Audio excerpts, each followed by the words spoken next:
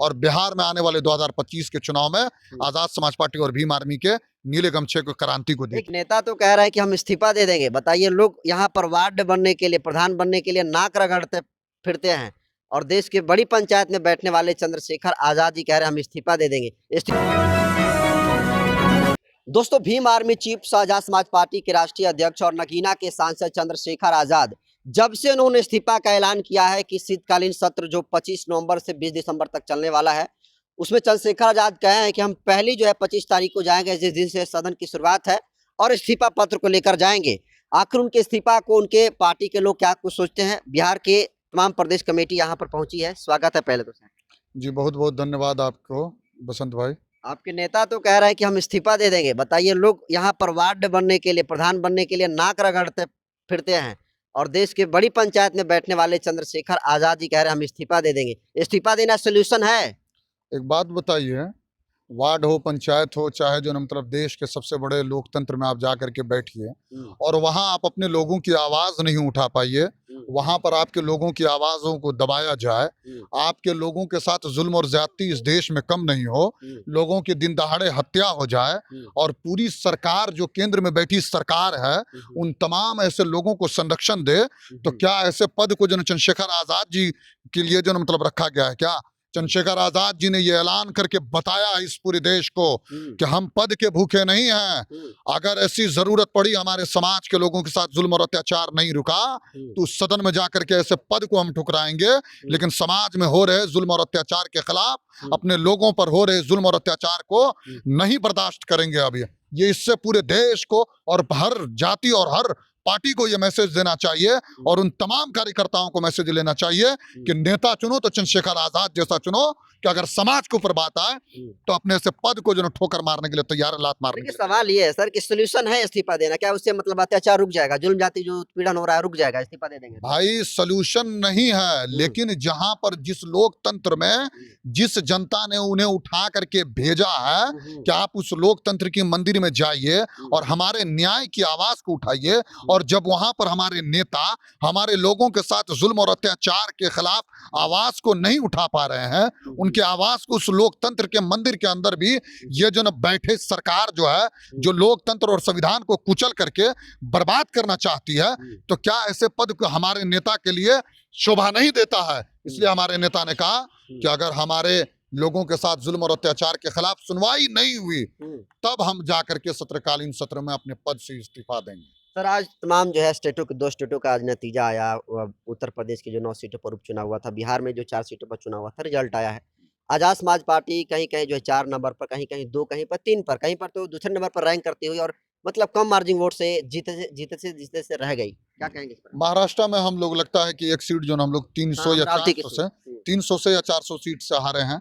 बिहार के अंदर अगर बात करिए तो चौथे स्थान पर हम लोग इमामगंज के अंदर जो मतलब हमारे विश्वास मांझी जी 5000 के समथिंग जो मतलब उनको वोट आया। जितने वोट से आरजेडी चुनाव हारी है उतना वोट हम लाए हैं।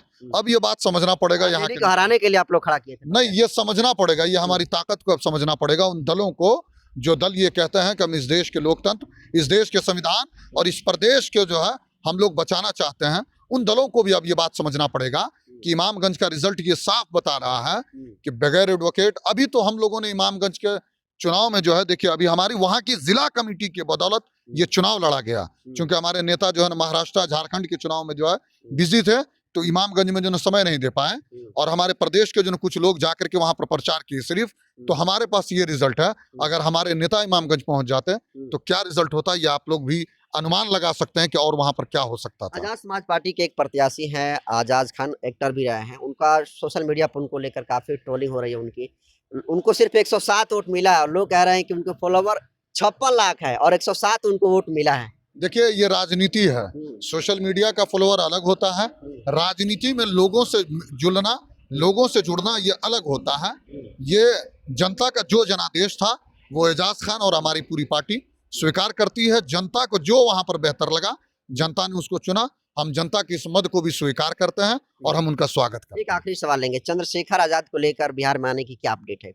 चंद्रशेखर आजाद साहब 8 दिसंबर को आपके पटना के मिलर हाई स्कूल के ग्राउंड में आ रहे हैं और सांसद बनने के बाद बिहार में पहली बार आ रहे हैं, तो पूरे बिहार के कार्यकर्ताओं में एक अलग जज्बा है, एक अलग जोश है और एक अलग जुनून के साथ उनके स्वागत के लिए सभी लोग एकदम बिल्कुल दिल बाग है। और आज उसी समीक्षा को लेकर के मीटिंग रखा गया था। अब लगातार हम लोगों की मीटिंग की परंपराएं चलती रहेंगी।